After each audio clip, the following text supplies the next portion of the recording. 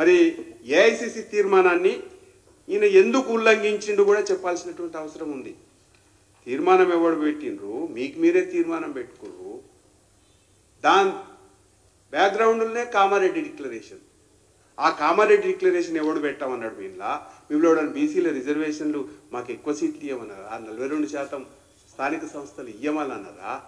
నీకు నువ్వే పెట్టుకొని నువ్వెందుకు మోసం చేస్తా ఉన్నావు అంటే ఇక్కడ 6 గ్యారెంటీలు ఎంతైతే దుర్మార్గంగా అమలు పరుస్తలేరో 7వ గ్యారెంటీ స్వేచ్ఛ హరించిపోయింది రాష్ట్రంలో. ఆయనే 7వ గ్యారెంటీ తెలంగాణ ప్రజలకు ఇస్తున్నా అని చెప్పేసిండు. ఆ 7వ గ్యారెంటీ స్వేచ్ఛ అనేది లేకుండా అయిపోయింది. తెలంగాణ మొత్తం నిర్బంధం అయిపోయింది. ఇలా 6 గ్యారెంటీలు ఎట్లా అయిపోయినాయో దాంట్లో బీసీ డిక్లరేషన్ కూడా దరిద్రానికి అదే ఇదైపోయింది. నువ్వు ఇవ్వలేవని ఇంకొకటి ఇప్పుడు ప్రధానంగా సమస్య ఏంటంటే అసలు నువ్వు ఇవ్వలేవు అని తెలిసి కూడా ఏ మోకం పెట్టుకొని కామారెడ్డి డిక్లరేషన్లో వాగ్దానం ఇచ్చినావు. ఇది రాష్ట్ర పరిధిలోని అంశం కాదని తెలిసి నువ్వు ఏ రకంగా వాగ్దానం ఇచ్చినావు, తెలంగాణ ప్రజలను ఎందుకు మోసం చేసినావో సమాధానం చెప్పాల్సినటువంటి అవసరం ఉంది.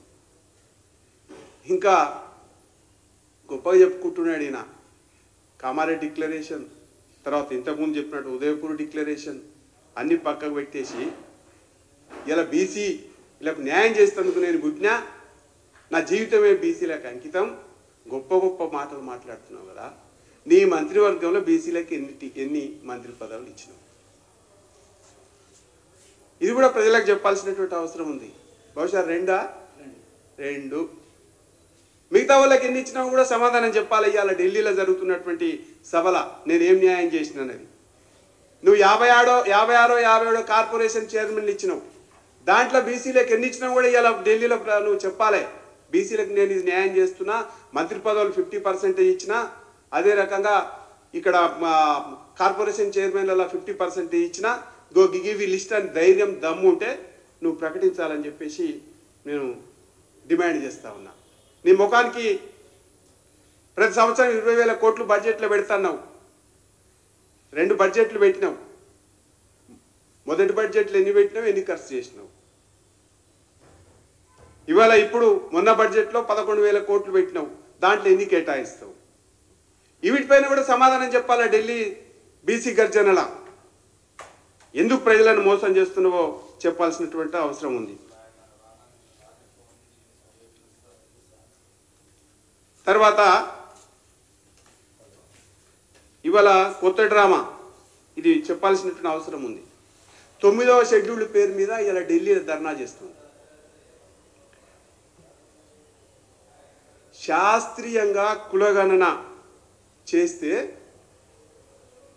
51% బీసీలు ఉన్నారని చెప్పేసి ఇంతకుముందుకుంటే దాన్ని 46%కే బీసీలు ఉన్నారని చెప్పడం, దాంట్లో 10% ముస్లిమ్స్ని డైరెక్ట్గా యాడ్ చేయడము, నువ్వు తెలంగాణని ప్రయోగశాలగా చేసి ముస్లింలను బీజేపీలకు ఎట్లా చేసేసి ముస్లిం ఓటు బ్యాంకుని కన్సాలిడేట్ చేసుకోవాలనే ప్రయత్నం చేస్తున్నట్టుగా బీసీలందరూ కూడా భావిస్తూ ఉన్నారు. బీసీలలో ముస్లిం కలిపేందుకు తెలంగాణ ఏమైనా ప్రయోగశాలనా కాంగ్రెస్ పార్టీకి, రాహుల్ గాంధీకి? దాన్ని రేవంత్ రెడ్డిని వాడుకుంటుండా చెప్పాల్సినటువంటి అవసరం ఉంది. రేవంత్ రెడ్డి చిత్తశుద్ధి ఉంటే ముస్లింలకు సంబంధం లేకుండా 46%, 51%, ఇప్పుడు 42%, ఇంతే ఇస్తాం, ముస్లింలకు సంబంధం లేదని చెప్పే ధైర్యం ఉందా? ఒకవేళ నీకు చిత్తశుద్ధి ఉంటే 42% బీసీలకే ఇస్తాము, దీంట్లో ముస్లింలకు సంబంధం లేదు, ముస్లింలకు కల్పమని చెప్పేసి నువ్వు ఎందుకు ప్రకటిస్తలేవని చెప్పేసి ప్రశ్నిస్తా ఉన్నావు.